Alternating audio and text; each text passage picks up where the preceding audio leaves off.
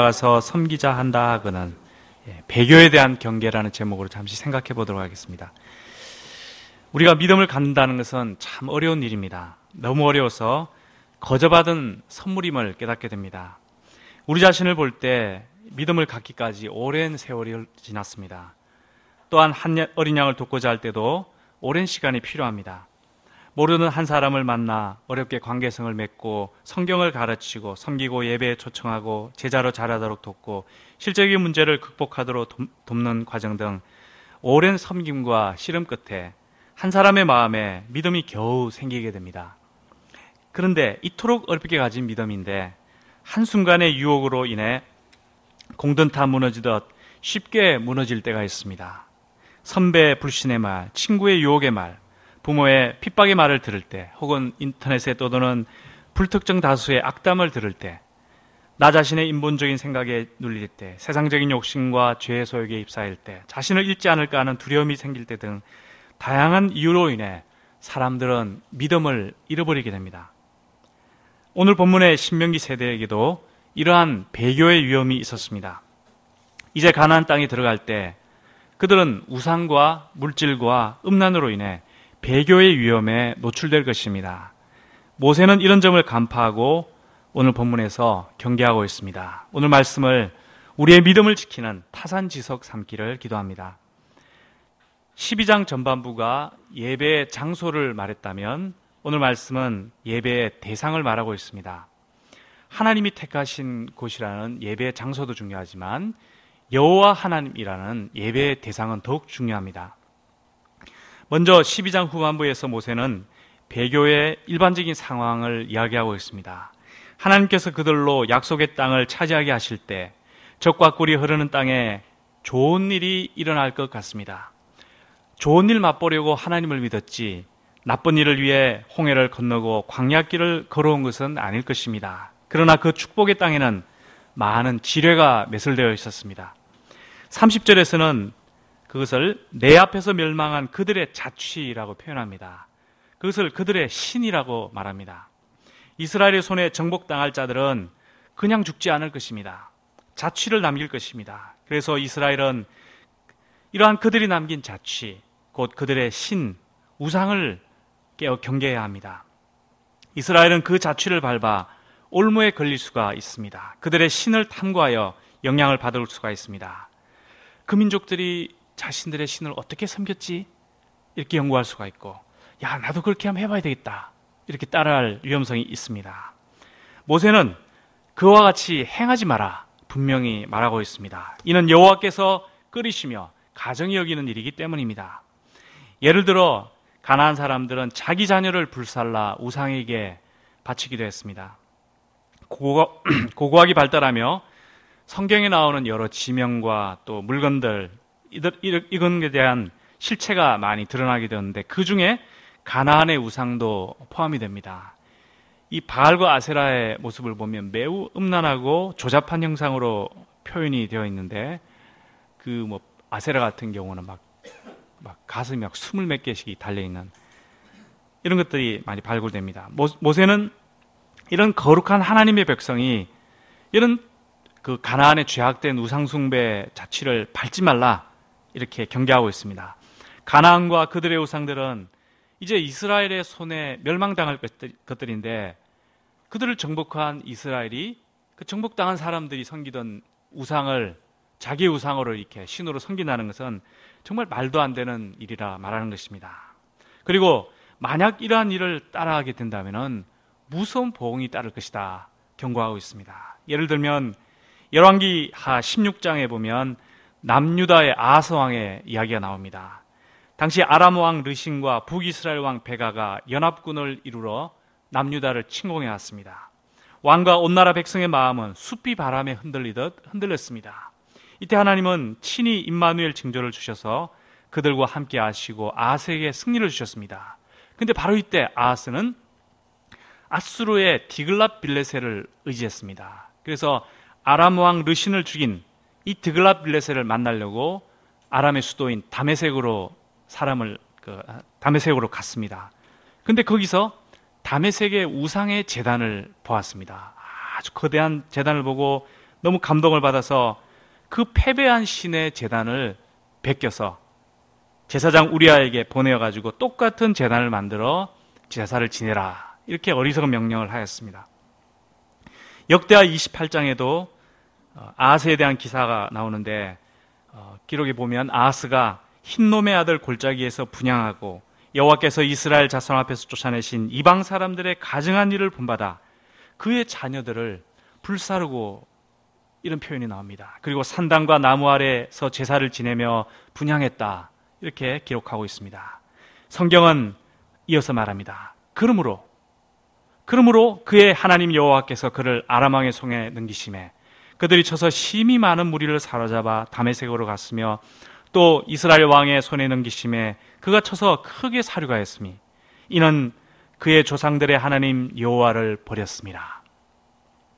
북이스라엘 왕 베가는 하루 동안에 아하스가 통치하던 남유다의 용사 12만 명을 죽였습니다. 그리고 10여만 명의 여자들과 자녀들을 노략하여 사마리아로 사로잡고 재물과 함께 사마리아로 끌고 갔습니다.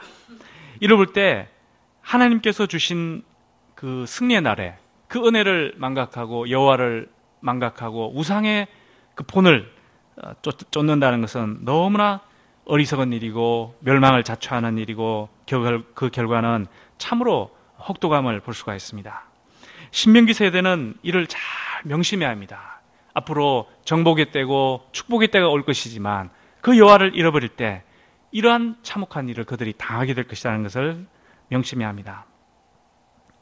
모세는 3가지 종류의 사람들이 신명기 세대를 유혹할 것이다 말하고 있습니다. 첫째는 선지자나 꿈꾸는 자입니다. 13장 1절을 보십시오. 선지자나 꿈꾸는 자가 일어나 이적과 기사를 보이며 다른 신들을 따라 섬기자고 유혹할 것입니다. 이 선지자나 꿈꾸는 자라고 하면 일종의 영적 권세자인데 그들의 말을 뿌리치기가 쉽지 않습니다. 더구나 그들이 이적과 기사를 막 이렇게 행한다면 더더욱 그들의 말에 신뢰를 갖게 될 것입니다. 예전에 이단들이 흔히 쓰던 수법은 병을 낫게 하는 것이었습니다. 회중 앞에서 그 정말 절실한 그 암 환자들을 모아놓고 그 단상에서 이 암 환자의 몸에서 암덩어리를 빼내는 이런 퍼포먼스를 하고, 또 이런 안전뱅이가 일어나는 듯한 이런 것들을 보여주면서 사람들의 마음을 얻고 자기의 말을 신뢰하게 만들었습니다. 요즘에 어떤 이단은 이빨을 금으로 바꾼다고 하면서 사람을 이렇게 막 미혹하는, 그 금으로 바뀌는 게 이거는 이적과 기사 혹시일 수도 있겠지만 이것은 의미가 없는 것입니다. 그러나 선지자나 꿈꾸는 자가 아무리 이적과 기사를 행하고 그들이 어떤 영적 권세를 가진 자처럼 보일지라도 그들의 말에 모세는 말려들지 마라. 그들이 여호와를 떠나자고자 하면 절대로 말려들지 말라 합니다. 왜냐하면 그들이 하나님의 영광을 가리고 교주와 사람의 영광과 이익을 취하려 하기 때문입니다. 그리고 하나님은 이러한 그 권세자들, 이적과 기사를 통해서 우리가 정말로 하나님을 사랑하는 사람들인가, 이것을 시험해 본다. 신명기 세대나 우리에게도 우리의 그 하나님께 대한 사랑을 시험한다 하십니다. 그러면 이스라엘 백성은 어떻게 해야 합니까? 4절과 5절을 다시 한번 보십시오. 너희는 너희의 하나님 여호와를 따르며 그를 경외하며 그의 명령을 지키며 그의 목소리를 청종하며 그를 섬기며 그를 의지하며 이런 선지자나 꿈꾸는 자는 죽이라. 너는 이같이 하여 너희 중에서 악을 제할지니라. 둘째는 가까운 사람의 유혹입니다. 내 형제나 내 자녀나 내 품의 아내나 너와 생명을 함께하는 친구가 그들을 가만히 꿰을 수 있습니다. 그들과 그들의 조상이 알지 못하는 신들, 이방 민족의 신들을 우리 한번 섬기자, 우리 그런 집회 한번 가보자, 한번 그런 말씀을 한번 들어보자, 이렇게 말할 수가 있습니다. 신명기는 이에 대해서 매우 단호하게 말합니다. 너무 단호하게 말하기 때문에 사실 우리가 문자대로 행한다는 것은 매우 어렵습니다. 그들을 따르거나 그 말을 듣지 말 뿐 아니라 긍휼히 여기지도 말고 애석히 여기지도 말고 덮어 숨기지도 말고 용서 없이 그를 죽이라 말합니다. 내가 먼저 손을 대고 또 돌로 쳐 죽이라 말합니다. 그리하면 이스라엘이 듣고 두려워하여 이 같은 악을 다시 행하지 않을 것이다 말하고 있습니다. 물론 오늘날 우리는 이러한 배교를 종용하는 사람일지라도 이러한 방식으로 처단할 수는 없을 것입니다. 다만 이처럼 가까운 사람으로부터도 신앙의 유혹과 핍박이 있을 수 있음을 인지하고 깨어 경계합니다. 예수님도 제자들에게 신앙적인 문제에 있어서는 매우 단호한 말씀을 하셨습니다. 내가 화평이 아니라 검을 주러 왔다. 사람의 원수가 집안 식구다. 나보다 아버지나 어머니나 아들이나 딸을 더 사랑하는 자는 내게 합당하지 않다. 이렇게 말씀하셨습니다. 이 맥락은 주로 제자들에게 주신 그 상황에서 하신 그 말씀입니다. 이는 가족 관계를 무시하라는 것이 아니라 신앙적인 문제에 있어서는 절대 타협함이 있을 수 없다라는 것입니다. 하나님을 믿고 예수님의 제자가 되는 일에 있어서는 분명한 자세를 갖고 믿음을 지켜야 된다. 믿음의 순수성을 지켜야 된다는 것을 말씀하시는 것입니다. 오늘 본문의 이스라엘 자손도 인간적으로 가까운 사람들이 배교를 종용할 때 절대 타협하지 말고 믿음을 지켜야 된다는 것을 가르치고 있습니다. 어떠한 세상에 좋은 것도 세상에 사랑스러운 것도 하나님과 우리 사이를 갈라놓을 수는 없는 것입니다. 마지막으로 셋째는 어떤 불량배가 온 성읍을 실족시키는 경우입니다. 13절을 다시 한번 보십시오.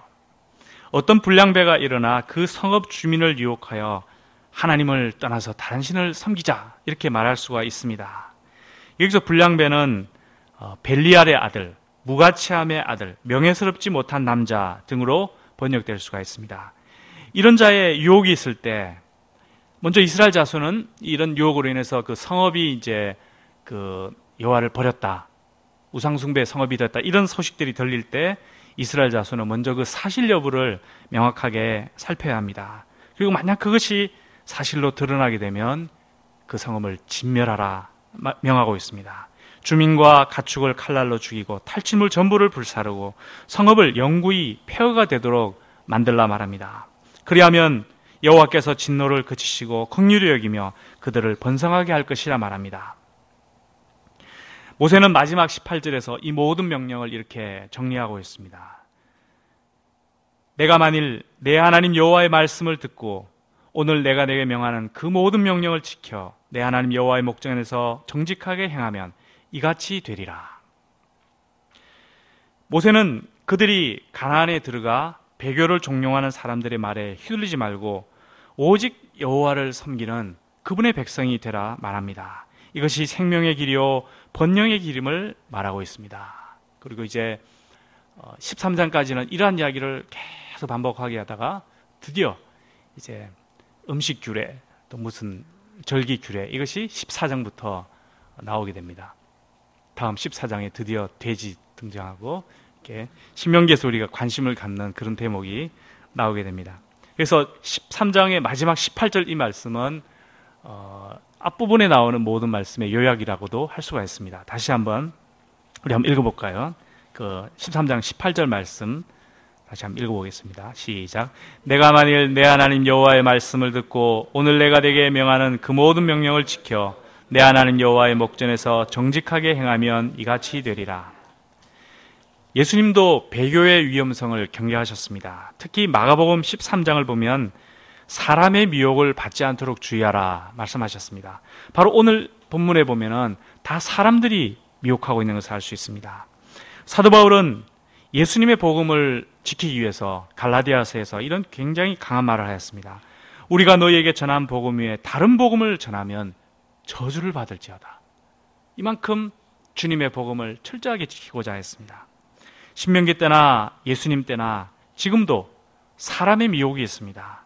우리에게서 하나님께 대한 믿음을 빼앗고 헛된 우상을 섬기도록, 헛된 세상의 물질과 썩어질 것을 섬기도록, 그리고 이를 통해 멸망의 길로 가도록 하는 사람의 미혹이 있습니다.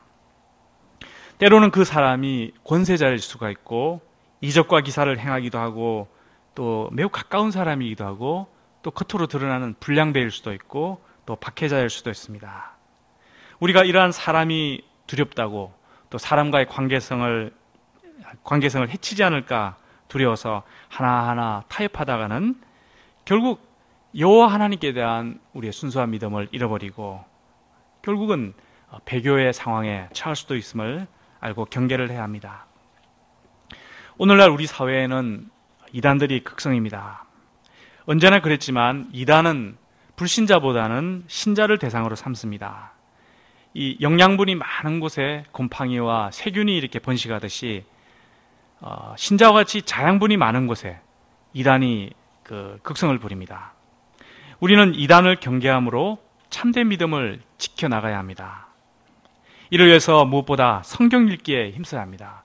그러니까 개인적으로 성경을 깊이 묵상하고 주야로 묵상하고 거기에 은혜를 받고 은혜에 사로잡히고 또 주님 주시는 그런 말씀을 전체적으로 쫙 알고 있으면은 이단들이 틈탈 수가 없는 것입니다. 또 우리가 섬기는 대학을 생각해 볼 때 이 대학은 양면성을 가짐을 볼 수 있습니다. 한편으로는 진리를 탐구하고 또 문명을 발전시키고 개인의 번영을 위한 터전이 되기도 합니다. 하지만 영적으로 볼 때 대학은 하나님께 대한 신앙을 위협하는 곳이 되기도 합니다. 대학은 인본주의의 산실입니다. 그래서 사람을 위해서 하나님을 버리도록 오랫동안 대학은 일해왔습니다. 또 과학과 이성을 위해 신앙을 버리도록 오랫동안 논문을 써왔습니다. 또 개인적으로 좋은 대학을 가서 출세하고 물질을 많이 벌도록, 그래서 물질을 위해서 신자의 어떤 순수한 삶, 신자의 헌신된 삶을 이렇게 좀 부차적으로 여기도록, 버리도록 이렇게 부추기는 곳이 되어왔습니다. 오늘날 대학은 하나님을 잘 믿도록 하는 곳이 아니라 하나님을 잘 버리도록 권면하고 때로는 명령하고 그리고 핍박하는 곳이 되어오고 있습니다. 그런데 우리가 이곳에서 하나님을 믿는 믿음을 지키고 가르치고 이렇게 하고 있으니 정말 하나님 보시기에, 우리는 너무나 부족하지만 하나님 보시기에 얼마나 기쁘고 대견한 일일까, 이런 점을 생각하게 됩니다. 믿는 사람들은, 믿는 학생들은 교수님의 불신적인 가르침, 또 선배나 친구들의 불신적인 말과 싸워야 합니다. 우리는 이런 신앙적인 싸움을 잘 하도록 지혜롭게 잘 도와야 합니다. 또 이제 믿음의 자녀들이 하나 둘 대학에 들어가게 될 것입니다. 그때 이러한 신앙적인 싸움을 잘 해나가도록 도와야 합니다. 믿음이 어린 사람들이 교수나 선배나 친구, 또 인터넷상의 이 불특정 다수들의 말을 통해 많은 유혹을 받고 또 미혹을 받고 또 무시를 받고 창피를 당하고 박해를 받을 것입니다. 이때 그 믿음의 싹이 부러지지 않도록 그 믿음의 싹을 지키고 자라도록 돕는 사람들이 필요합니다. 그것이 바로 우리 목자들이고, 우리 이러한 목자들의 기도와 섬김이 정말 필요한 것을 보게 됩니다. 배교를 종용하는 사람들이 있기 때문에 믿음을 북돋우는 사람이 반드시 필요합니다. 우리가 이런 어린 믿음의 사람들의 믿음을 북돋우는 그런 사람이 될 수 있도록 기도합니다. 하나님께서 우리에게 그런 역할을 주셨습니다. 이런 점을 세볼 때 캠퍼스의 목자, 또 1:1 성경 선생의 역할은 정말 중요하고 소중한 것임을 알 수가 있습니다. 이제 제자 수양에서도 이러한 믿음을 서로 격려하고, 또 정말 나의 동역자가 얼마나 귀한 사람인가, 정말 믿음을 지킬 뿐만 아니라 제자로 살고자 하는 이런 귀한 믿음의 동역자를 다시 한번 발견하고 감사하고 또 서로 기도하고 사랑의 교제를 나눌 수 있도록 기도해야겠습니다. 인내와 사랑, 기도와 말씀으로 우리가 젊은 영혼들의 믿음을 북돋우는 그런 사람이 될 수 있기를 기도합니다. 우리 자신을 생각할 때, 물질주의 시대를 살아갈 때 저는 욥의 순전한 신앙을 배울 필요가 있음을 보게 됩니다. 욥이 그 자신의 마지막 변론을 한 곳이 31장입니다. 그 31장 거의 끝에 가면 이러한 대목이 나옵니다. 물질과 관련된 그런 말인데, 만일 내가 내 소망을 금에다 두고 순금에게 너는 내 의뢰하는 바라 하였다면, 만일 재물의 풍부함과 손으로 얻은 것이 많음으로 기뻐하였다면, 만일 해가 빛남과 달이 밝게 뜬 것을 보고 내 마음이 슬며시 유혹되어 내 손에 입맞췄다면, 그것도 재판에 해부할 죄악이니 내가 그리하였다면 위에 계신 하나님을 속이는 것이리라. 자기가 이렇게 하지 않았다는 것입니다. 누구보다 거부였는데 정말 물질로 인해서 하나님을 속이는 삶을 살지 않았다는 것을 욥이 고백을 하고 있는 것입니다. 우리가 물질적인 풍요로 넘실거리는 오늘날 가나안 땅에서 물질의 우상을 섬기지 않고 욥처럼 순전한 신앙인으로 살아가기를 기도합니다. 요절 말씀 읽고 기도하도록 하겠습니다. 13절 읽겠습니다. 시작. 너희 가운데서 어떤 불량배가 일어나서 그 성읍 주민을 유혹하여 이르기를 너희가 알지 못하던 다른 신들을 우리가 가서 섬기자 한다 하거늘. 기도하겠습니다. 하나님 아버지, 우리에게 귀한 믿음을 선물로 주셔서 감사합니다. 이것이 정말 이 세상 무엇으로도 참 대체할 수 없는 가장 고귀한 보물이요 선물임을 고백합니다. 그러나 이 믿음을 참 빼앗고자 배교하고자 하는 배교시키고자 하는 많은 또 세력들이 세상에 또 우리 속에 있는 것을 보게 됩니다. 주님, 저희들이 이것을 인식하고 하나님께 대한 믿음을 지키고 또 사랑을 지키고 또 말씀에 순종하는 순전한 주님의 사람들로 살아가도록 도우시기를 간절히 기도합니다. 오늘날 세상과 또 캠퍼스를 바라볼 때 정말 이 목자의 기도와 섬김이 간절히 필요한 것을 보게 됩니다. 저희가 한 사람을 위하여 간절히 기도하고 그들의 연약한 믿음을 북돋우고 또 참 강건케 하는 이런 목자여 또 성경선생의 사명을 잘 감당해 나가게 도우시고 하나님께서 참 부족한 저희를 통해서 이 시대 가운데 큰 생명의 역사를 이루어 주시옵기를 간절히 기도합니다. 감사드리며 예수님의 이름으로 기도하였습니다.